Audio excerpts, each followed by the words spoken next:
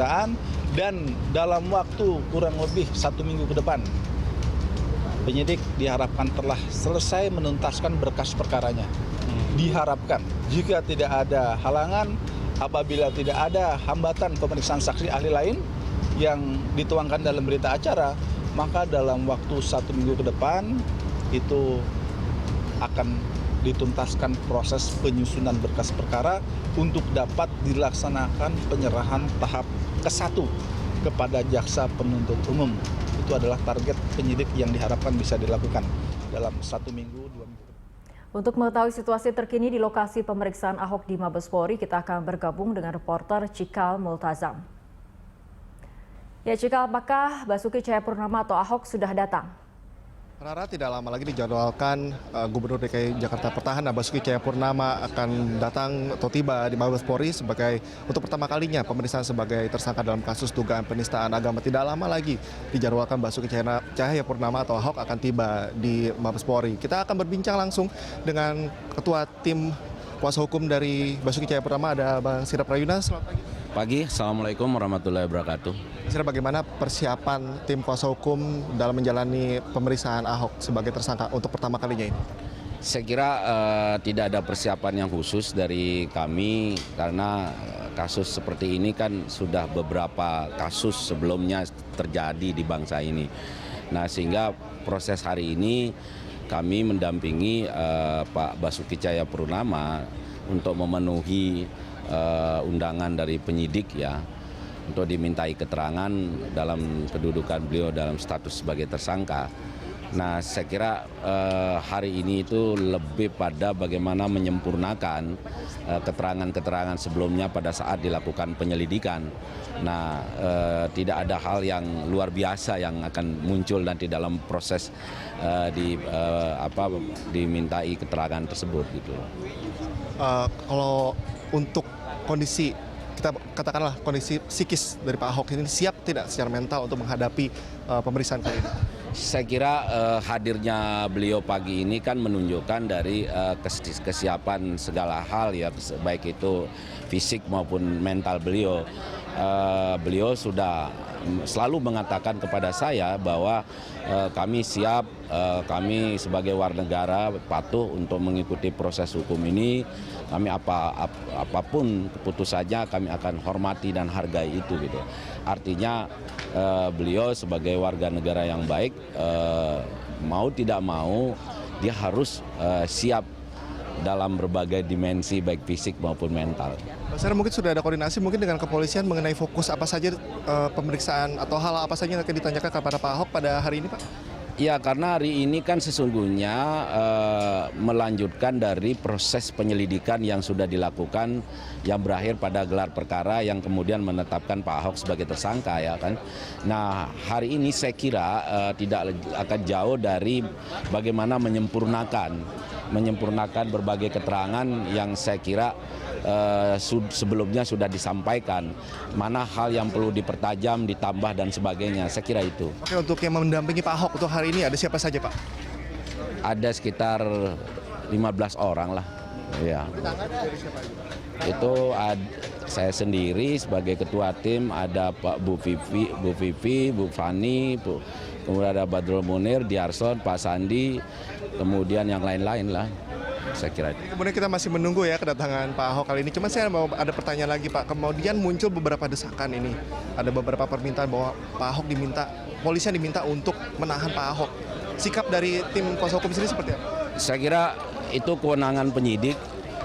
Apakah penting seseorang itu untuk dilakukan penahanan atau tidak, karena itu ada secara subjektif dan objektif ya. Bang Sira, ini kita akan menyaksikannya sama-sama ya. Mungkin Pak Basuki Cahayapurnama telah tiba di Rumah Tama Mabes Polri. Kita sama-sama melihat Fitri dan pemirsa, rekan-rekan media di sini berjaga untuk mengambil momen dari kedatangan Basuki Cahayapurnama dalam pemeriksaannya yang pertama sebagai tersangka. Ya, kita sudah bisa melihat Basuki Cahayapurnama sudah keluar dari kendaraan untuk segera memasuki Rupatama Mabes Polri untuk dilakukan segera pemeriksaan. Ya, mungkin tidak rekan-rekan media tidak ingin menghilangkan kesempatan untuk menanyakan langsung kepada Basuki Cahayapurnama.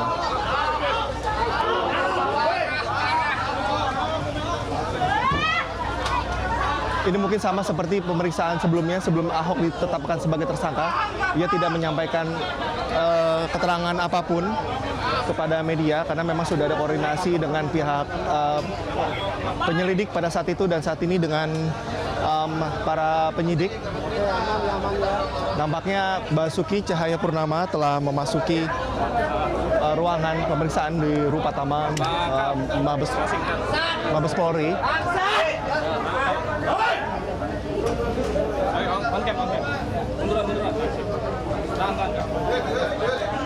Jika merunut tadi keterangan yang disampaikan langsung oleh Ketua Tim Kuasa Hukum dari Basuki Cahayapurnama Sira Prayuna bahwa saat ini memang tidak ada persiapan khusus yang disiapkan baik itu dari tim kuasa hukum maupun tim lainnya yang melakukan pendampingan terhadap Basuki Cahayapurnama karena memang saat ini Ahok sudah ditetapkan menjadi tersangka dan menunggu bagaimana nantinya penyidikan, pertanyaan yang diajukan oleh para penyidik.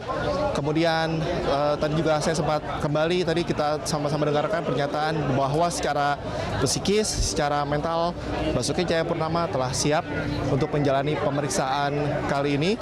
Dan juga ia tadi didampingi dengan tim kuasa hukum, selain itu juga tim pemenangan dalam Pilgub Ahok Jarot, tadi juga ada Ruhut Sitompul, kami lihat Prasetyo, Edi Marsudi, kemudian Humphrey Jemat juga turut hadir untuk memberikan pendampingan dan kami nanti akan menanyakan khususnya kepada pihak kepolisian bagaimana nantinya apa saja sebetulnya fokus dan apa urgensi atau poin utama dari pemeriksaan Basuki Cahayapurnama yang memang tadi setelah masuk dan tidak memberikan keterangannya kepada media. Kemudian tadi tim yang mendampingi Ahok seperti Ruhut Sitompul memberikan pernyataannya, supportnya kepada Basuki Cahayapurnama sampai dengan nantinya, dan fokus juga dari pemeriksaan nantinya akan tertuju pada perlengkapan berkas dokumen untuk diajukan kepada kejaksaan tahap 1 pengajuan atau penyerahan berkas perkara ini tahap 1 kepada kejaksaan yang memang akan ditargetkan diselesaikan pada minggu ini. Fitri. Ya, baik, terima kasih Cikal. Kita akan terus tunggu bagaimana perkembangan informasi mengenai pemeriksaan Ahok sebagai tersangka untuk pertama kalinya di Mabes Polri kali ini. Terima kasih Cikal atas laporan Anda, melaporkan langsung dari Mabes Polri Jakarta. Pemirsa, kita beralih ke informasi berikutnya. Barreskrim Polri pekan lalu menetapkan Gubernur DKI Jakarta petahana Basuki Cahayapurnama sebagai tersangka dalam kasus dugaan penistaan agama. Barreskrim menetapkan Ahok sebagai tersangka melalui gelar perkara terbuka terbatas. Dari gelar perkara diperoleh kesepakatan meskipun tidak bulat didominasi oleh pendapat yang menyatakan perkara Ahok harus diselesaikan di pengadilan terbuka. Ahok ditetapkan sebagai tersangka berdasarkan pasal 156A Kitab Undang-Undang Hukum Pidana Junto pasal 28 ayat 2 Undang-Undang Nomor 11 Tahun 2008 tentang Informasi dan Transaksi Elektronik.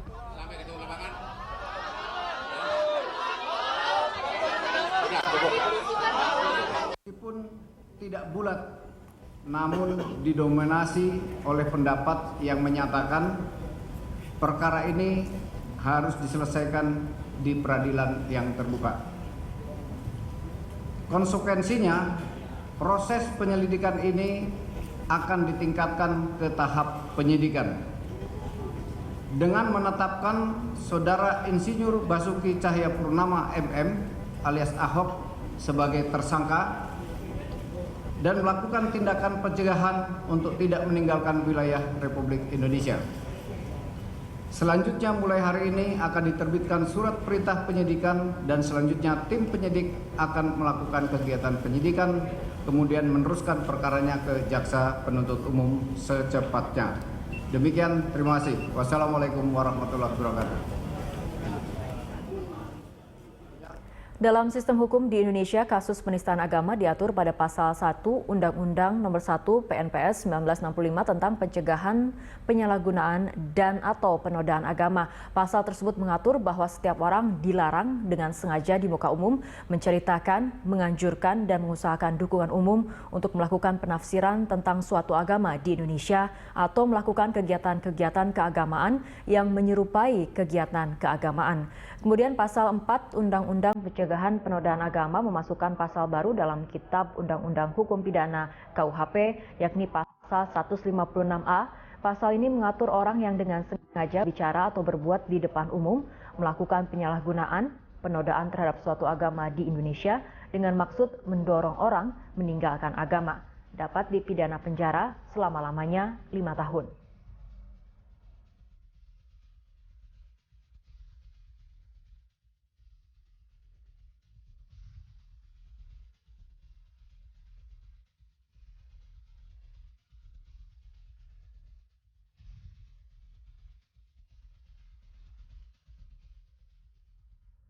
Calon Gubernur DKI Jakarta Basuki Cahayapurnama atau Ahok menyampaikan permintaan maaf atas ucapannya yang menyinggung salah satu surat dalam Al-Quran.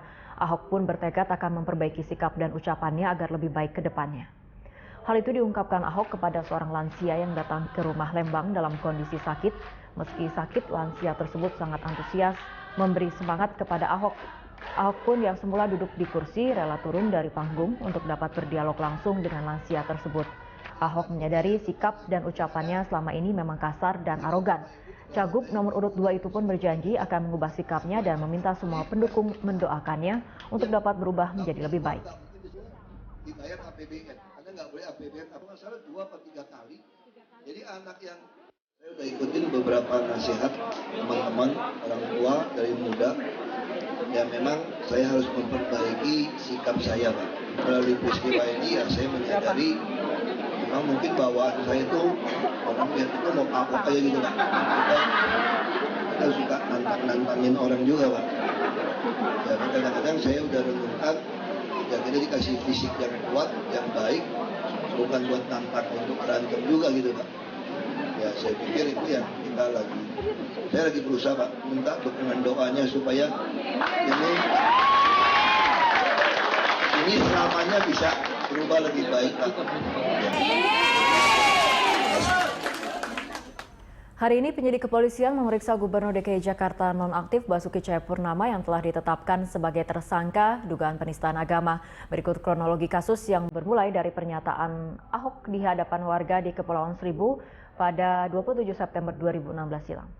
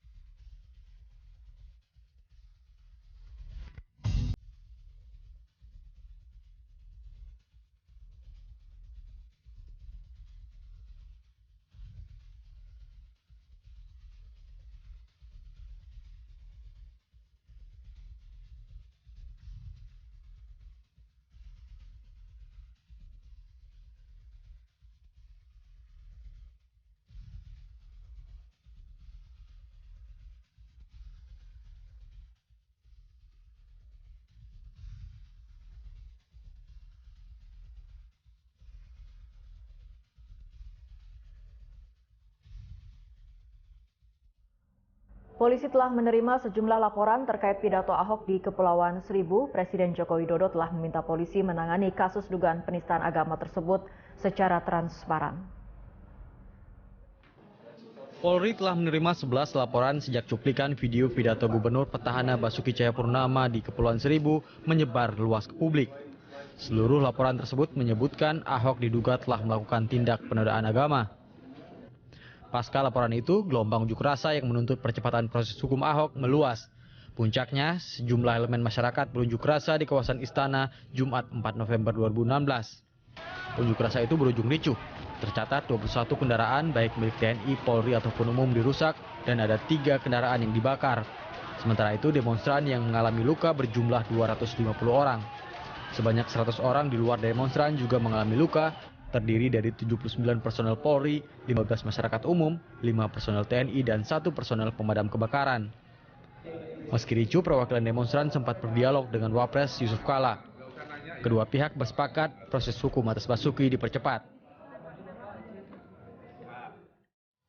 Tapi kita menyesalkan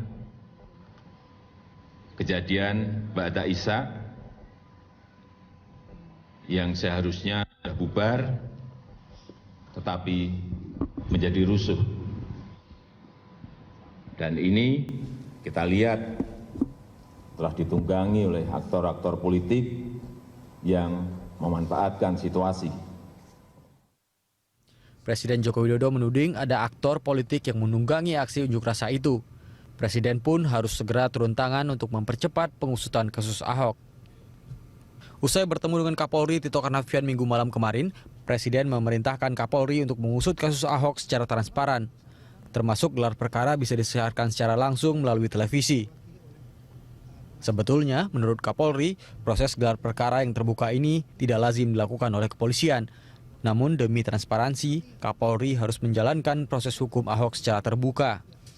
Publik saat ini menunggu hasil akhir dari proses pengusutan kasus dugaan penistaan agama oleh Ahok. Dan apapun hasilnya, publik harus menerima sebab hukum.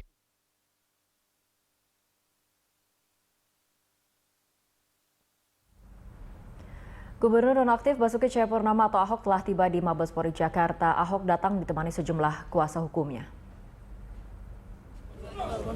Ahok datang ke gedung Rupatama Mabes Polri pada pukul 8.55 waktu Indonesia Barat. Pada saat kedatangan Ahok di Mabes Polri tidak memberikan keterangan apapun kepada awak media. Menurut Ketua Tim Kuasa Hukum Sira Prayuna, kedatangan Ahok ataupun pemeriksaan Ahok kali ini adalah merupakan pemeriksaan perdana sebagai tersangka dan sifatnya lebih kemudian mengambil keterangan ataupun menyempurnakan keterangan dari hasil penyidikan sebelumnya.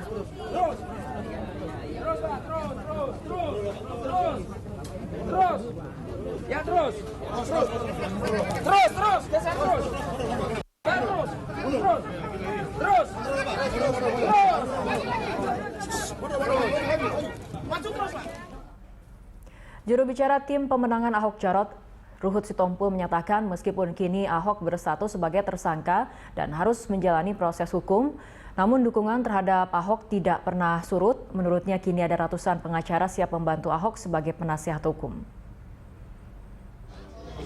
Iya, terima kasih sahabat-sahabat pers. Nanti Pak Ahok didampingi oleh tim hukum, di mana tim hukum ini mewakili 4 partai pendukung dan ditambah satu lagi dari P3.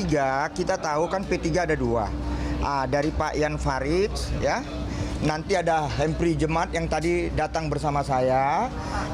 Udah itu dipimpin oleh Sera dari PDI Perjuangan. Begitu juga ada sahabat-sahabat kita dari Golkar, sahabat-sahabat kita dari Nasdem, sahabat-sahabat kita dari Hanura. Jadi itu lawyer-lawyer, dan memang saya karena ini oleh sahabat-sahabat media, saya banyak sekali dihubungi oleh lawyer-lawyer yang ya seleting saya yang rata-rata sudah 3. Demikian breaking news kali ini, terima kasih, sampai jumpa.